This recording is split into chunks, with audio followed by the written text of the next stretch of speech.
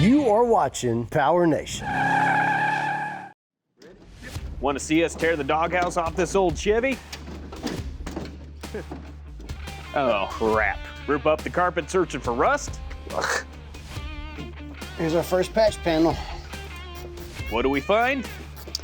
Found our first treasure, Joel. Oh boy. Does it smell? All kinds of good treasures, I'm sure. Find out today on Detroit Muscle.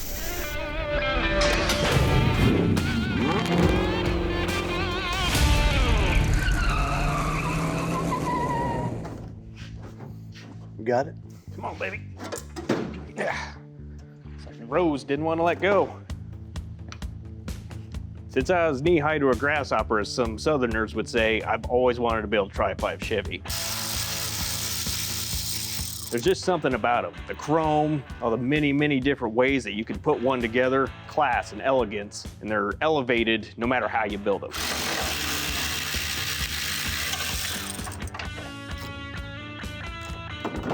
Tri-Five Chevy is probably one of the most recognizable and, quite frankly, legendary pieces of American muscle history.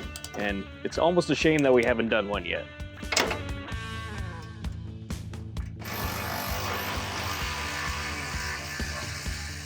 The first thing I noticed about this 56 Chevy is that it is a good, solid foundation for a builder. I don't think Chevrolet wanted that coming off, did they? No, boy. Not at all. The main reason why it took us so long to build a Tri-Five Chevy is because it had to be the right car.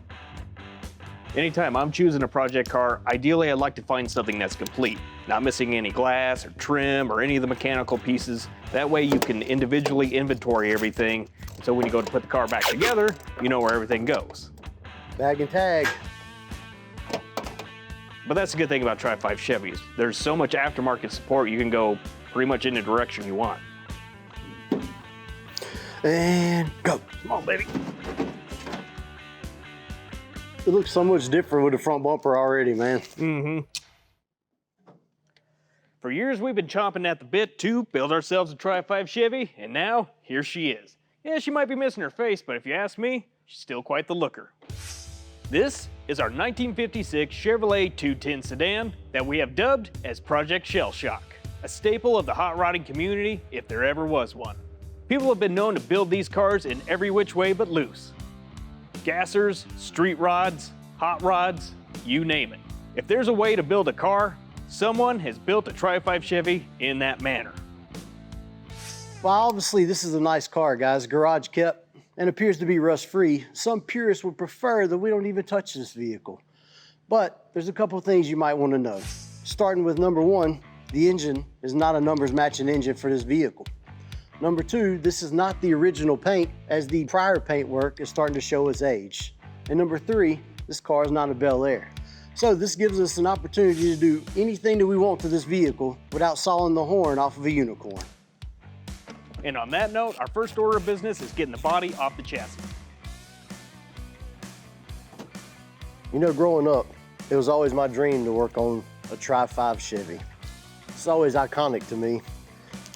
As a kid, you see these riding down the road, even at the drag strip. It was always the people you looked up to, you admired. One day we'll have one of these, you know? It's just cool right now to be able to do that finally.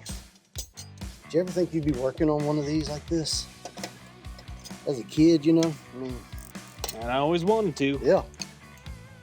That temp sensor? Yeah. Probably 3/4.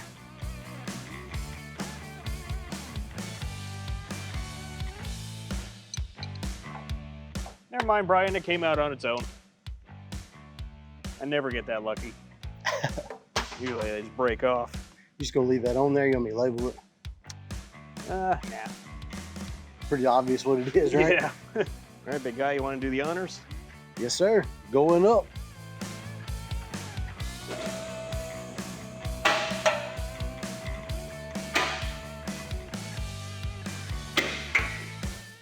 Watch yourself. 3rd floor. All right, let's take a gander. She's nasty, grimy. Yeah. It's hard to tell though too, because sometimes people will do a shady repair and then just cover it undercoat. But I don't seem too bad. What else do we need to disconnect? Probably Exhaust. no. Actually, exhaust looks like it's. Oh, this is the one that's attached to the frame, right? Yeah, I don't see any hangers on the body. Got one fuel line, rear shocks, park and brake cable. Body mounts. Really not much attached to the body, so. Well, which side do you want? You want the front or the back? I'll take the front. Cool. Party's in the rear anyway. Let's go. Coming up, we have an out-of-body experience as we cut through 70 years of rust. Had to get angry with it.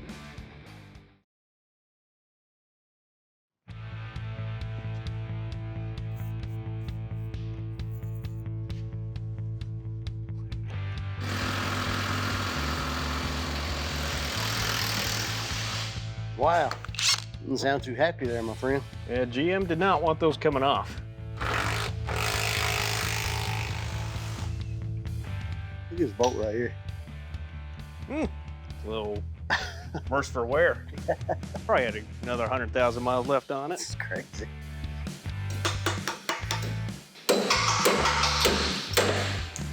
Nothing else, Brian. You sure know how to make a mess. Just keep the sparks out of direction. Don't feel like burning down a Tri-Five Chevy today.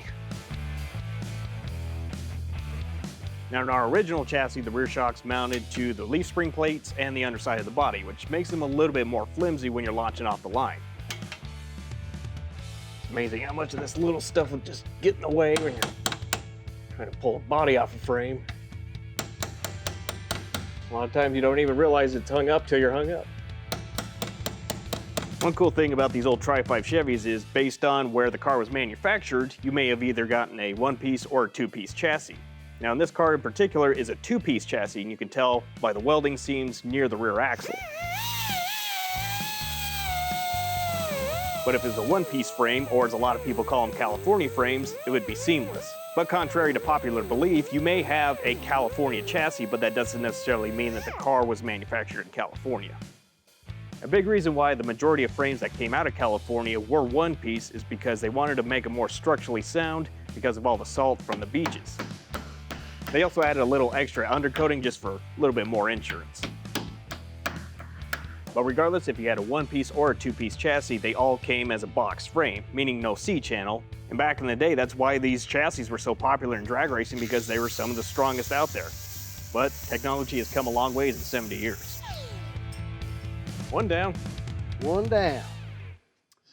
You know, when you're working on an older project like this, bolts tend to seize up, nuts tend to rust up. Sometimes it's just easier, you have to cut them off. You can't even get them out from there.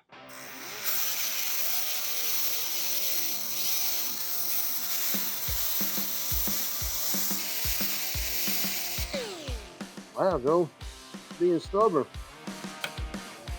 Done, sir. Had to get angry with it. All right, we got everything unhooked underneath, so we're ready to pull the body off the frame. Go ahead, Brian. I'll watch you push. Up we go. Still good. Still good.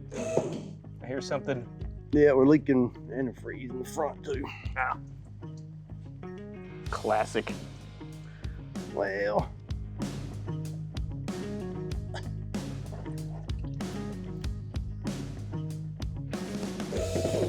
So far, if that's the only thing we're hung up on, then go back down. Center support. Yep. Is that something we could reach on a creeper maybe? I think I could get in there, but not on a creeper. If this thing lands on me, just know this is how I would have wanted to go. Well, I'll finish the car for you. I had a 71 C10 when I was growing up, Joe. That was my first truck. It had a two-piece drive shaft in it with the center support bearing and a short bed. First of all, it makes no sense, right? Right. But I can't tell you how many center bearings I put in that truck. And they kept going out. They never would last. Laying on my back in the driveway in the gravel. I think they call that character development. It is. Keto diet's paying off right now. Glad you did that before lunch. Good? Yep. All the way to the top. And just like that, you too can separate a body from a chassis on a Tri-Five Chevy. I'm gonna go take a shower. Up next, we go under the hood of a hot rod that's one cool, classy custom. Two hot rods that go well together, a Tri-Five Chevy and a 32 Ford. And we recently went under the hood of one of those cars that had classic styling and modern performance. And to see the full version, head on over to PowerNation TV.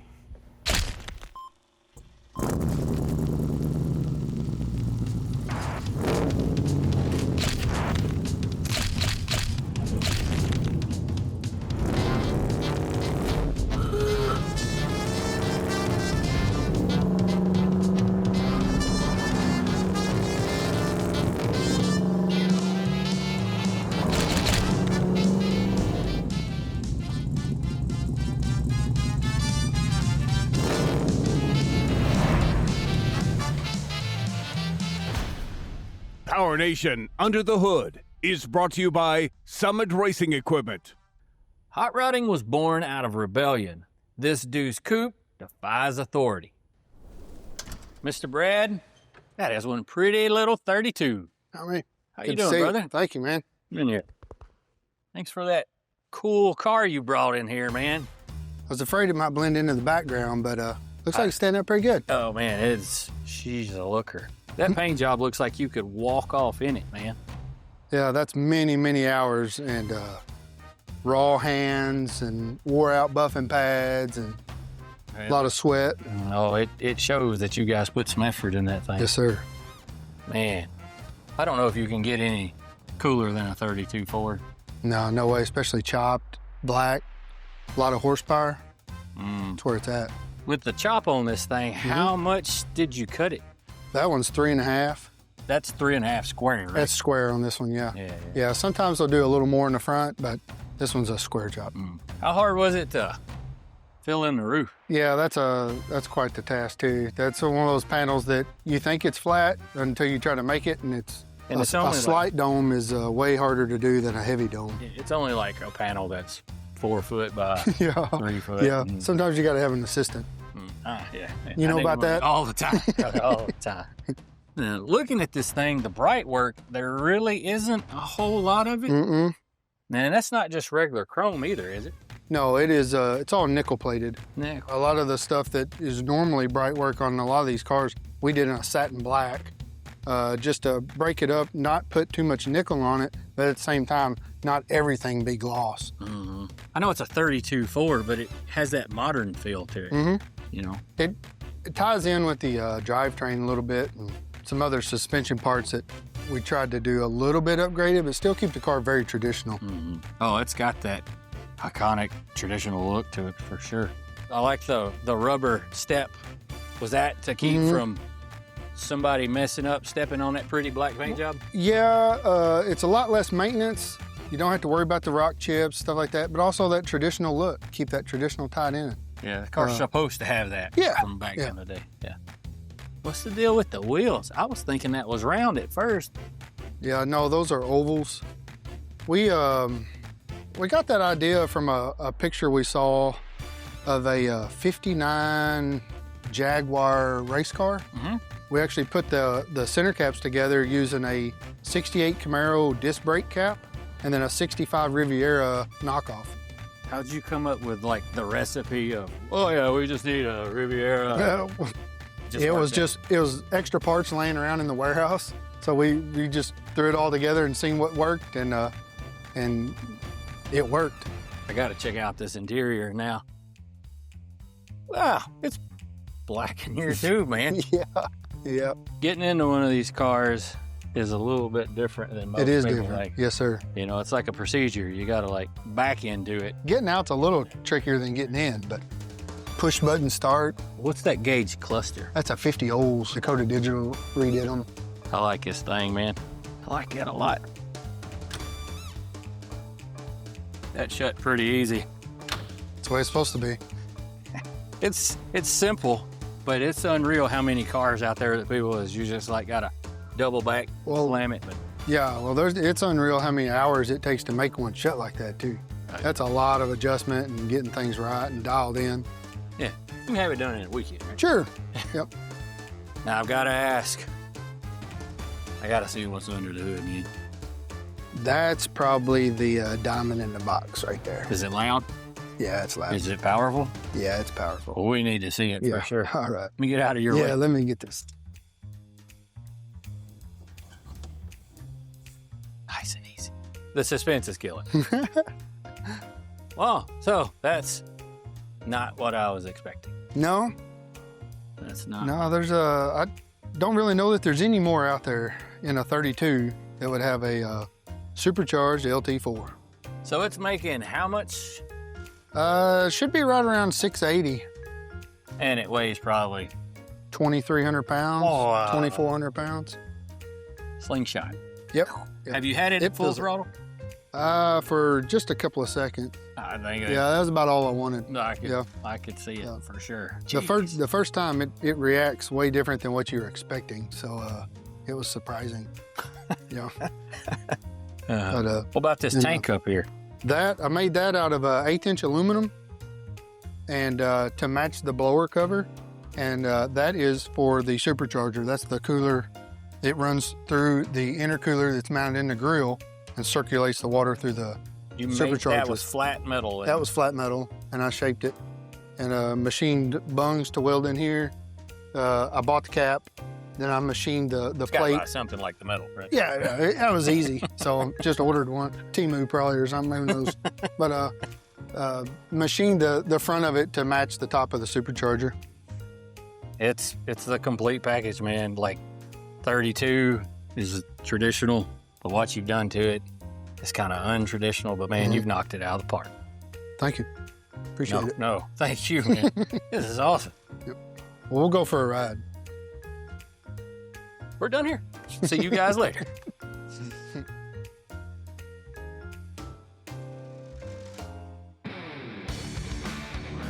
Coming up, look at these Sparkomatic speakers, man.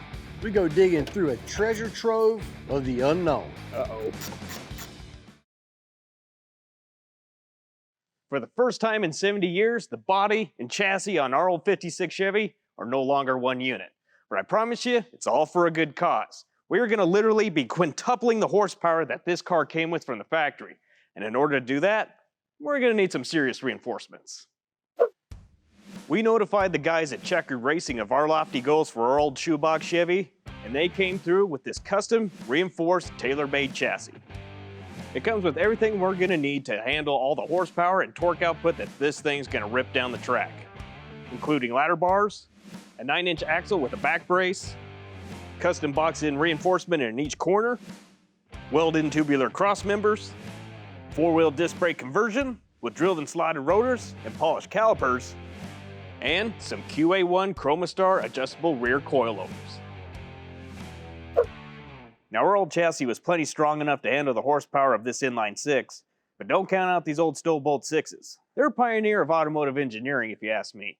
This one specifically runs like a top, but that wasn't exactly the case when we first got it. Is that your Jake brake? It's that motor that was running perfectly good until you started bragging on it. This 235 inline 6 had a slight vibration and a ticking noise coming from the valve train. So we dumped a bottle of Seafoam high mileage engine treatment down the crankcase. And this is a good practice for any engine you plan to keep if you're not familiar with its maintenance history. And the more we drove it, the better it seemed to run. So down the road, if we decide to use it for another project, we have that option. So we're gonna hang on to this old 6-banger, but for right now, we need to get this old chassis out of our way so that we can start tearing down our new one to add a few custom touches. Think we should tell them what we're doing? We'll leave them in suspense. We're swapping out the interior on our old 56 Chevy because we kind of want to go for that cool gasser nostalgic feel on the inside. So ideally we're going to throw in a couple of bucket seats, maybe out of a Chevelle or an Impala or something like that, just depending on what we can find. Found our first treasure, Joe. Uh-oh. Rodent repellent. I just heard rodent, and so I just stopped what I was doing. It's like moving a couch in an apartment complex. Heavy as a couch.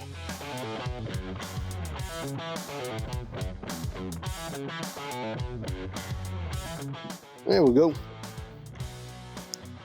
And one of my favorite parts of a teardown on any build is just kind of going through stuff, pulling the seats, pulling the carpet back, and you just never know what you're gonna find in those things. Think we'll find a build sheet? No build sheet, sir. Nothing in there? Nothing interesting in here. Dang. Just a clean old seat. These factory seat covers are amazing. And all kinds of good stuff under here. Forest Fresh. That was my nickname in college. Yeah, we got enough air fresheners in here to last us a couple winters, really. Flavors for all the seasons. Is it flavors or scents? Out with the old. When I think about a Tri-Five Chevy, the first thing that comes to mind interior-wise is the dash. Chrome gauge cluster above the steering column on the driver's side. Passenger side has the same style over there. Iconic, it's amazing. Man, look at that. Oh, dude, look at the color on that. That's about as solid as a 70-year-old car can get. Well taken care of. Yep. Let me set this out. Here's our first patch panel. Oh, boy. You can even see the moisture line up here at the top. Shoot, still for 70 years old. Dude, outstanding. You know, when we started this, guys, we decided that we had a vision for this build. Simple, lightweight race cars for the everyday person. We're gonna try to stay as true to that as we can. It's almost hard to believe that earlier today, this was a perfectly running and driving automobile.